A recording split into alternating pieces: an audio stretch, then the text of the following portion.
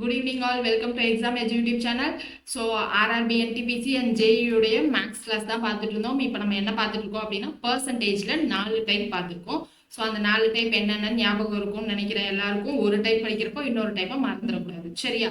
So இப்போ நம்ம என்ன பார்க்க போறோம் அப்படின்னா 5வது டைப் தான் பார்க்க போறோம். இந்த 5வது டைப் எந்த மாதிரி இருக்கும் அப்படின்னா, அவருடைய இன்கம்ல இருந்து எனக்கு 10% எக்ஸ்பெண்டிச்சருக்கு ஸ்பெண்ட் பண்றேன், ஓகேவா? ஸோ இன்கம்ல இருந்து 10% எக்ஸ்பெண்டிச்சருக்கு ஸ்பெண்ட் பண்றேன். அப்போ மிச்சம் எவ்வளோ சேவ் பண்ணுவாரு அப்படின்ற மாதிரி இருக்கும். இல்லைன்னா இவ்வளோ சேவ் பண்றாரு, அந்த பர்சன்டேஜ் இவ்வளோ, அப்போ அவருடைய இன்கம் என்ன அப்படின்ற மாதிரி இருக்கும். ஸோ அப்போ இங்கே எல்லா கொஸ்டினும் எதை பேஸ் பண்ணியிருக்கும்னா, நம்ம வாங்கக்கூடிய இன்கம், நம்ம பண்ற செலவு, அப்புறம் சேவிங்ஸ், இதை தான் மாற்றி மாற்றி அவங்க பர்சன்டேஜ்லையும் வேல்யூலையும் மாற்றி மாற்றி கொடுத்துருப்பாங்க. அப்போ நமக்கு இன்கம் எவ்வளோ வருதோ அதுல தான் நம்ம என்ன பண்ணுவோம், செலவு பண்ணிட்டு மிச்சம் இருக்கிறத சேவ் பண்ணுவோம், இல்லையா? அப்ப இன்கம் எப்படி எழுதலாம்? Income equal to expenditure plus savings அப்படின்னு எழுதலாமா? Expenditure plus savings. இப்ப என்னோட இன்கம் 10,000 அப்படின்னு வச்சுக்கிறேன், சரியா? ஸோ அதுல 8,000 நான் செலவு பண்ணிட்டேன், 2,000 நான் என்ன பண்றேன் அப்படின்னா சேவ் பண்றேன், சரியா? இப்போ எனக்கு இங்க நான் என்ன பண்றேன்னா, என்னுடைய இன்கம் ஒரு 50% இன்க்ரீஸ் ஆயிருக்கு அப்படின்னு வச்சுக்கலாம். 50% இன்க்ரீஸ் ஆயிருக்குன்னா 15,000 வந்துருமா? அப்போ எக்ஸ்பெண்டிச்சர், நான் இன்கம் ஒரு 50% இன்க்ரீஸ் ஆனதுனால என்னுடைய எக்ஸ்பெண்டிச்சரை நான் 10% என்ன பண்றேன்னா இன்க்ரீஸ் பண்றேன். அப்ப என்னுடைய சேவிங்ஸ் பர்சன்டேஜ் இன்க்ரீஸ் டிக்ரீஸ் எவ்வளோ அப்படின்ற மாதிரி இருக்கும். இப்போ இதுல 10% நான் இன்க்ரீஸ் பண்றேன்னா என்ன அர்த்தம்? 8,000ல 10%னா 800 ரூபாவா? அப்போ 8,800 அப்படின்னு வந்துடும். அப்போ 15,000ல 8,800 போயிருச்சு அப்படின்னா என்ன வரும்? இங்க ஒரு 10,000க்கு ஒரு 1,200 கம்மி ஆகுமா? அங்க ஒரு 5,000. அப்போ 1,200 பிளஸ் 5,000னா 6,200 நான் சேவ் பண்றேன். இப்போ பர்சன்டேஜ் இன்க்ரீஸ் இன் சேவிங்ஸ் எவ்வளோன்னு தெரியணும். அப்போ இதனுடைய டிஃபரன்ஸ் என்னது? எனக்கு டிஃபரன்ஸ் 4,200 ரூபா. நான் 2,000ல இருந்து இவ்வளோ இன்க்ரீஸ் பண்ணியிருக்கேன். அப்போ டிவைடட் பை 2,000 இன்ட்டு 100 அப்படின்னு போட்டோம்னா எவ்வளோ பர்சன்டேஜ் இன்க்ரீஸ்னு தெரியும். சரி, இந்த 2 0 கேன்சல் ஆயிடும், இந்த 2 0, இந்த ஒரு 0 போயிடும். இப்போ நான் இதை 2 டேபிள்ல கேன்சல் பண்ணனா 10% நான் என்ன பண்ணியிருக்கேன், என்னுடைய சேவிங்ஸை இன்க்ரீஸ் பண்ணியிருக்கேன் அப்படின்ற மாதிரி இருக்கும். ஸோ இப்போ இந்த நம்ம கான்செப்டை பொறுத்த வரைக்கும் நமக்கு தெரிய வேண்டியது ஒன்னே ஒன்று தான். என்னுடைய income equal to expenditure plus savings, இது மட்டும் தெரிஞ்சா போதும். இதை வச்சு நம்ம ப்ராப்ளம் சால்வ் பண்ணுவோம், சரியா? ஸோ இந்த வீடியோவில் டைப் 5 மட்டும் தான் பார்க்க போகிறோம். டைப் 6 அடுத்த கிளாஸ்ல பார்க்கலாம். So first question பாருங்க. Raman spends 80% of his income. If his income is increased by 25% and expenditure by 10%, then what will be the percentage increase in his savings? So first என்னது? income equal to expenditure plus savings. இப்போ என்னவாயிருக்கு? நான் first income 100 ரூபான்னு வச்சுக்கிறேன், ஓகேவா? Spends 80% of his இன்கம்னு போட்டிருக்காங்களா? அப்போ expenditure என்னது? 80. அப்போ சேவிங்ஸ் நான் 20 ரூபா பண்ணியிருக்கேன், ஓகேவா? If is income is increased by 25% income இன்க்ரீஸ்னா அப்போ 125 ரூபா ஆயிடுச்சு இன்கம். அப்போ எக்ஸ்பெண்டிச்சர் 10% இன்க்ரீஸ் ஆயிருக்கு. ஸோ 80ல இருந்து 10% இன்க்ரீஸ்னா 80ல 10%னா என்னது? 8 ரூபாவா? அப்போ 88 என்னுடைய எக்ஸ்பெண்டிச்சர் ஆயிடுச்சு. அப்போ சேவிங்ஸ் இப்போ என்னவா இருக்கும்? 125 மைனஸ் 88. ஸோ 125 மைனஸ் 88னா இங்கே 12 ரூபா 100 ரூபா வர்றதுக்கு அப்புறம் ஒரு 25 பிளஸ் 12 37. இந்த மாதிரி கொஞ்சம் மனசுலேயே போட்டுக்கலாம். அப்போ 37 ரூபா சேவ் பண்றேன். இப்போ பர்சன்டேஜ் இன்க்ரீஸ் இன் சேவிங்ஸ் என்னதுன்னு கேட்குறாங்க. அப்போ இங்கே இது ரெண்டத்தோட டிஃபரன்ஸ் என்னது? 17 டிவைடட் பை ஒரிஜினலா இந்த 20ல இருந்து தானே எனக்கு இப்போ இன்க்ரீஸ் ஆயிருக்கு. இப்போ 17/20 இன்ட்டு 100% போட்டோம்னா எனக்கு எவ்வளோ இன்க்ரீஸ்ன்னு தெரிஞ்சிடும். ஸோ 0 0 கேன்சல் ஆகிடும். இதை கேன்சல் பண்ணால் 5. 17 × 5னா 7 5s are 35. 3 அப்போ 1 × 5 5 5 + 3 8. ஸோ என்னோட இன்க்ரீஸ் இன் பர்சன்டேஜ் சேவிங்ஸ் என்னது? 85%. ஸோ இந்த மாதிரி தான் கொஸ்டின் இருக்கு போகுது. அடுத்தது பாருங்க. a man spends 75% of his income அப்படின்னு சொல்லிட்டாங்க. அப்போ 100 ரூபாயில 75% ஸ்பெண்ட் பண்றாரு. அப்போ மிச்சம் 25 சேவ் பண்றாரு. அப்போ இது சேவிங்ஸ், இது expenditure. His income increases by 20%. அப்போ 120 ரூபா ஆயிடுச்சு. His expenditure also increases by 10%. 10%னா என்னது? 75 ரூபாயில 10%னா 7.5%. சாரி 7.5 rupees அப்படின்னு வரும். ஸோ 75 பிளஸ் 7.5னா 82.5ன்னு வருமா? பிளஸ் அப்போ இங்கே சேவிங்ஸ் என்ன வந்துடும்? 120 மைனஸ் 82.5 அப்படின்னா இங்கே ஒரு 17.5, இங்கே ஒரு 20, அப்போ 37.5 சேவிங்ஸ் ஆயிடும். பர்சன்டேஜ் இன்க்ரீஸ் இன் சேவிங்ஸ் தானே கேட்குறாங்க. அப்போ இது டிஃபரன்ஸ் என்னது? 17 70 இல்ல 12.5 divided by 25 into 100 அப்படின்னு வந்துரும். ஸோ 25ல பாதி தான் 12.5ன்னு தெரியும். அப்போ இதை அடிச்சோம்னா 2 அப்படின்னு வந்துடும். ஸோ இதை அடிச்சோம்னா 50 அப்படின்னு வந்துடும். அப்போ பர்சன்டேஜ் இன்க்ரீஸ் என்னது 50%. சிம்பிளா இருக்கா? ஸோ இவ்வளோதாங்க நமக்கு டைப்பு. அடுத்தது பாருங்க, person spends 25 of his annual income on house rent, 15% on education of children and 45% on items. If he saves 14,400 annually, then the person total income. இங்க என்னது தனித்தனியா கொடுத்துருக்காங்க. ஓகேவா? ஸோ என்னது 25% ரெண்ட்டுக்கு, 15% எஜுகேஷனுக்கு, 45% ஐட்டம்க்கு. அது போக எனக்கு இவ்வளோ சேவ் பண்ணுறாரு. அப்போ இது என்னது 25 plus 15 plus 45 என்னது 45 plus 15 60, 60 plus 25 85% அவர் என்ன பண்ணுறாரு, அது இதுன்னு செலவு பண்ணிடுறாரு. அப்போ மிச்சம் என்ன இருக்குது 15%. அந்த 15% தான் எனக்கு என்னது 14,400 ரூபாய். அப்போ அவருக்கு டோட்டல் இன்கம் என்னது 100%. அந்த 100% தான் என்னன்னு கேட்குறாங்க. இப்போ நம்ம ஏற்கனவே ஒரு டைப்ல படிச்ச பாக்ஸ் மெத்தட் அப்ளை பண்ணிடலாமா? ஸோ இப்போ பாக்ஸ் மெத்தட் படி இதை 5 டேபிள்ல கேன்சல் பண்ணா இங்கே 3 இங்கே 20 அப்படின்னு கிடைச்சோம். ஸோ இப்போ இதை 3 டேபிள்ல கேன்சல் பண்ணா 4 3s are 12, மிச்சம் 2, 8 4s are 24, அப்புறம் 2 0. இப்போ டயகனலாக நம்ம என்ன பண்ண முடியும், கிராஸ் மல்டிப்ளை மட்டும் தான் பண்ண முடியும். அப்போ எக்ஸோட வேல்யூ என்னது 20, இதுதான் எக்ஸ் கரெக்டா? So X equal to 20 into 4,800, 48 into 2 என்னது 96, அப்புறமா இந்த 3 ஜீரோவோ சேர்த்துப்போம். ஸோ இன்கம் என்னது 96,000. ஓகே, ஸோ அடுத்தது பாருங்க, small scale soap business has to following expenses: 10% marketing, 65% on employees salary, 25% on raw materials. So 65 25 என்ன வந்துரும் நமக்கு 70 80 19 வந்துரும், 10% marketing. So correct 100% வந்துச்சு. If a business pays a total salary of 65,000, then what is the marketing expense? Marketing expense என்னது 10%.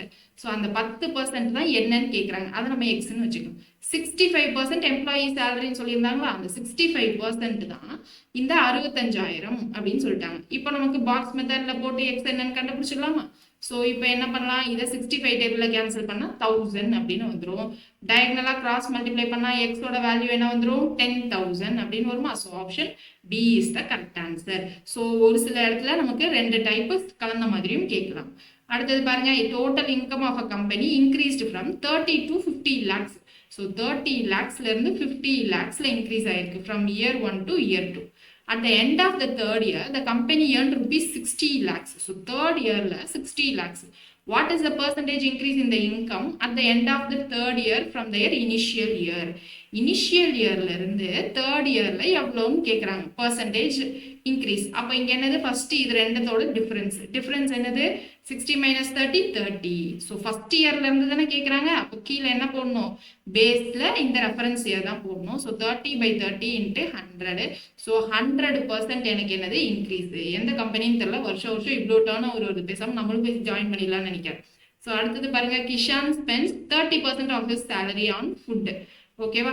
So ஃபுட்டில் 30% and donates 3% to trust.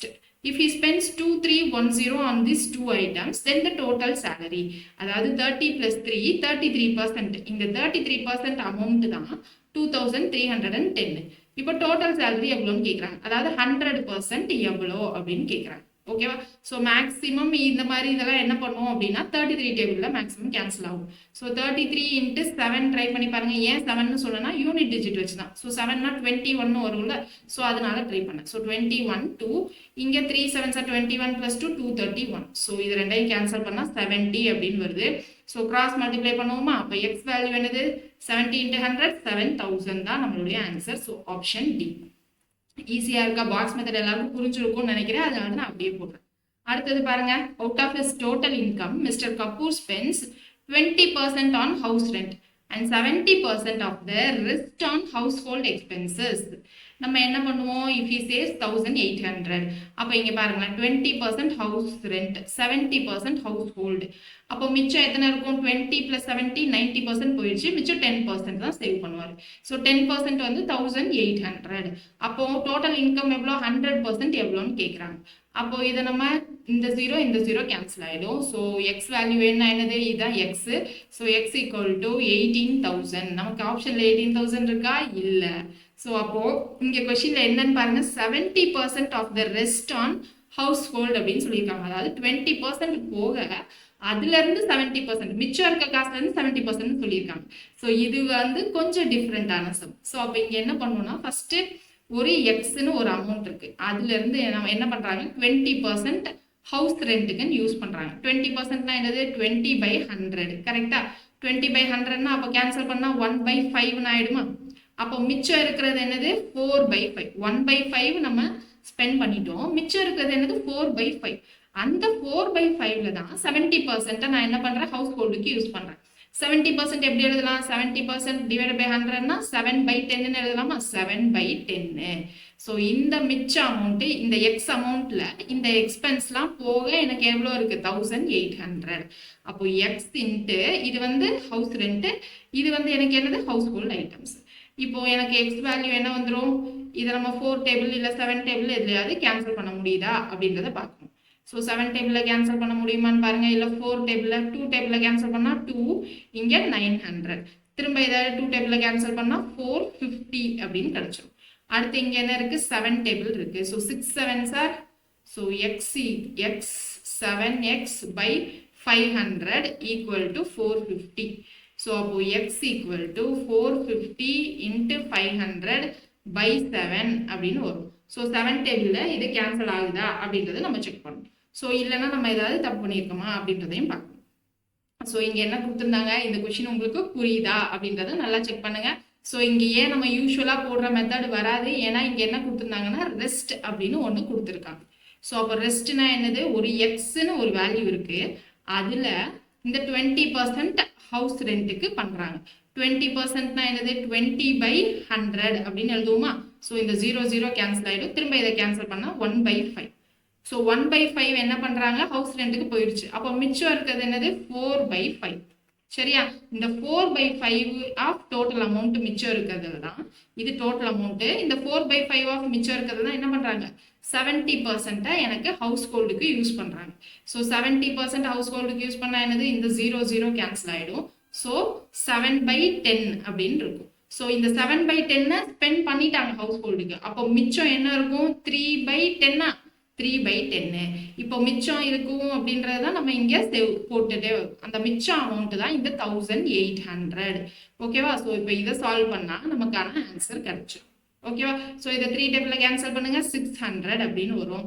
இதை 4 டேபிளில் cancel பண்ணிங்கன்னா 1ல் 4 ரிமைண்டர் 2, ஸோ 150 அப்படின்னு வரும். So X equal to 150 into 5 into 10. So 15 into 5 வந்து நமக்கு என்ன வந்துடும் 25 to 75. ஸோ 7500 தான் நம்மளுடைய ஆன்சர். புரியுதா? ஒரு எக்ஸ் வேல்யூ இருக்கு, அதில் 20% ஹவுஸ் ஹோல்டுக்கு ஸ்பெண்ட் பண்ணிட்டாங்க. 20% என்ன வரும் 1/5ன்னு வரும். ஸோ மிச்சம் என்ன இருக்கும் 4/5. அதுல 70% ஸ்பெண்ட் பண்ணிட்டாங்க. 70% என்னது 7/10. அப்போ மிச்சம் என்ன இருக்கும் 3/10. ஸோ அந்த மிச்சம் இருக்கிற வேல்யூ தான் என்னது சேவ் பண்றாங்க 1800. புரிஞ்சிச்சா? ஸோ இந்த ப்ரொசீஜர் தான் இனிமேல் சால்வ் பண்ணுவோம். ஸோ அடுத்தது பாருங்க, Christie donated 10% of his income to an orphanage and deposited 20% of the remainder in his bank if he now has 7200 அப்படின்னு சொல்லியிருக்காங்க. ஸோ இப்போ இந்த கொஸ்டின்ல என்ன சொல்றாங்க 10% ஆஃப் இன்கம் ஆர்ஃபனேஜுக்கு கொடுத்துட்டாங்க. அப்போ ஒரு எக்ஸ் வேல்யூ இருக்கு, அதுல 10% ஆர்ஃபனேஜுக்கு கொடுத்துட்டாங்கன்னா 10% எப்படி எழுதலாம் 10/100ன்னு எழுதுவோம். 0 0 கேன்சல் ஆகிடும். ஸோ 1/10 எனக்கு ஆர்ஃபனேஜுக்கு கொடுத்துட்டாங்க. அப்போ மிச்சம் என்ன இருக்கும் 9/10. அந்த 9/10 மிச்சத்துல 20% என்ன பண்ணிட்டாங்க அப்படின்னா எனக்கு பேங்க்ல டெபாசிட் பண்ணிட்டாங்க. ஸோ 20/100 அப்படின்னு போடுவோம். 0 0 கேன்சல். அப்போ 1/5 இருக்கும். இந்த 1/5 எனக்கு என்னது பேங்க்ல டெபாசிட் பண்ணிட்டாங்க. ஸோ அப்போ மிச்சம் என்ன இருக்கும் 4/5.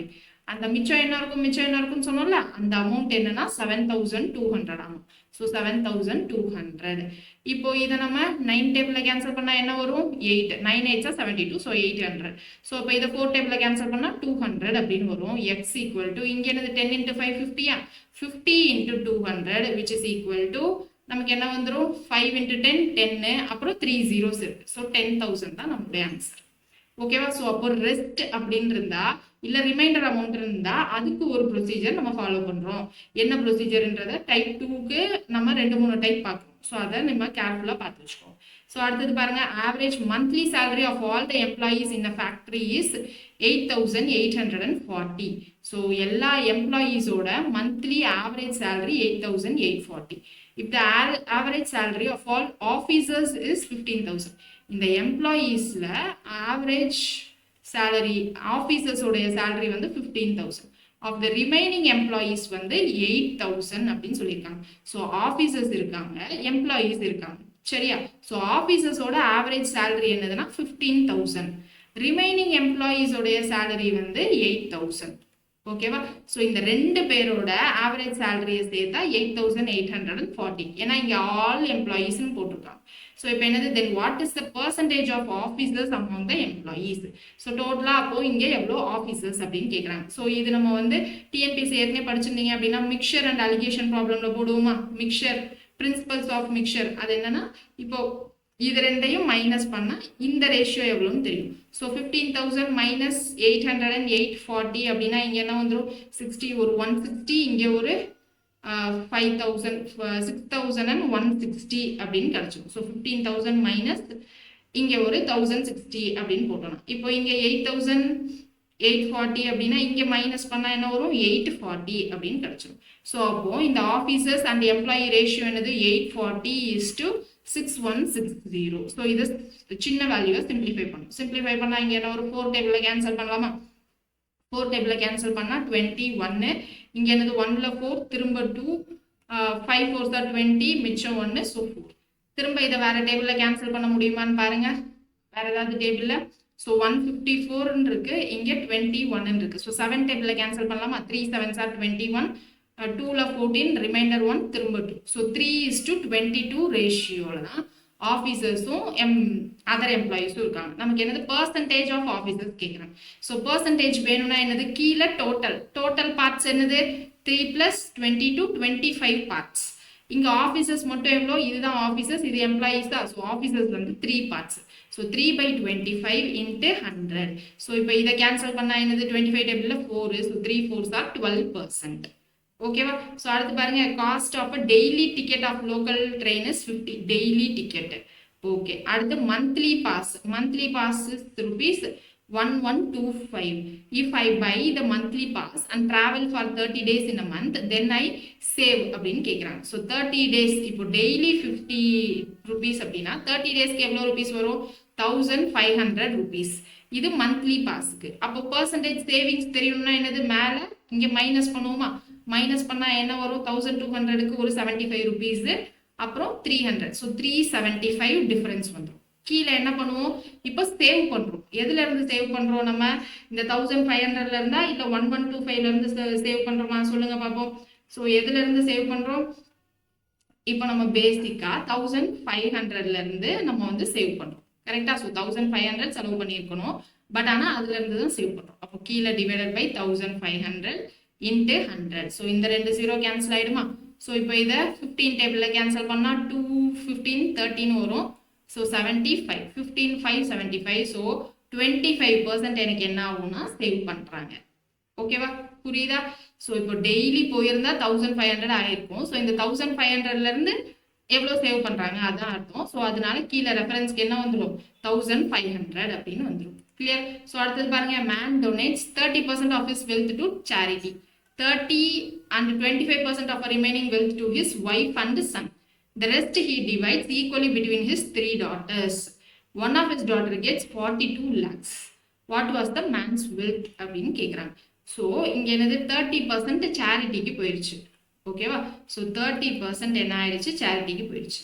ஸோ அதுக்கப்புறம் என்ன ஆயிடுச்சு? 30 and 25 of remaining wealth to wife and son. அப்போ 30 + 25 50% யாருக்கு போயிடுச்சு? ஒய்ஃபுக்கும் சன்னுக்கும் போயிடுச்சு. அப்புறம் 3 டாட்டர்ஸ்க்கு மிச்சம் இருக்க 3 டாட்டர்ஸ்க்கு என்ன பண்ணிட்டாங்க அப்படின்னா ஈக்குவலாக டிவைட் பண்ணிட்டாங்க. ஓகேவா? ஸோ அப்போ ஒரு டாட்டருக்கு 42 lakhs அப்படின்னா 3 டாட்டர்ஸ்க்கு எவ்வளோ வரும்? 3 × 42 அப்படின்னா 126 lakhs-ஆ? அப்போ 126 lakhs. இப்போ ஒரு எக்ஸ் அமௌண்ட் இருக்கு. அந்த எக்ஸ் அமௌண்ட்ல 30% எனக்கு சேரிட்டிக்கு கொடுத்துட்டாங்க. அப்போ 30%னா 3/10-ஆ? 30% சேரிட்டி கொடுத்துட்டாங்கன்னா ரிமைனிங் அமௌண்ட் என்ன இருக்கும்? 7/10 இருக்கும். கரெக்டா? ஸோ அதுக்கப்புறம் அதில் 55% ஒய்ஃபுக்கும் சன்னுக்கும் கொடுத்துட்டாங்க. ஸோ 55/100 அப்படின்னு போடுவோம். அப்போ 55% கொடுத்துட்டாங்கன்னா மிச்சம் என்ன இருக்கும்? 45 இருக்குமா? ஸோ 45/100 அப்படின்னு வரும். ஸோ இந்த 45/100 போனதுக்கு அப்புறமா தான் மிச்சம் இருக்கிறது 3 டாட்டர்ஸ்க்கு. மிச்சம் இருக்கிறது என்னது? இந்த 126 லட்சத்தை 3 டாட்டர்ஸ்க்கு கொடுத்துருக்காங்க. அப்போ 126 அப்படின்னு வந்துருச்சு. ஸோ இப்போ இங்கே என்னவாயிடும்? இதை நம்ம 5 டேபிளில் கேன்சல் பண்ணால் 9, இங்கே என்னவாயிடும்? 20 அப்படின்னு வந்துடும். ஸோ அதுக்கப்புறம் வேறு ஏதாவது டேபிளில் கேன்சல் பண்ண முடியுமான்னு பாருங்கள். எக்ஸ் ஈக்குவல் டு இங்கே 126 × 20 × 10 divided by 7 × 9. ஸோ இதை 7 டேபிளில் கேன்சல் பண்ணால் என்ன வரும்? 1 + 7 ரிமைண்டர் 5, ஸோ 18 வரும். திரும்ப இதை 9 டேபிளில் கேன்சல் பண்ணால் 2. ஸோ இங்கே என்னது? 200 × 2 400 lakhs மொத்தமாக அவர்கிட்ட இருக்கு அப்படின்னு அர்த்தம். ஓகே, ஸோ இந்த கொஷினை நீங்கள் கமெண்ட் செக்ஷனில் போடுங்க. ஸோ நெக்ஸ்ட் டைப்பில் நம்ம என்ன பண்ணலாம் அப்படின்னா மீட் பண்ணலாம். Thank you so much.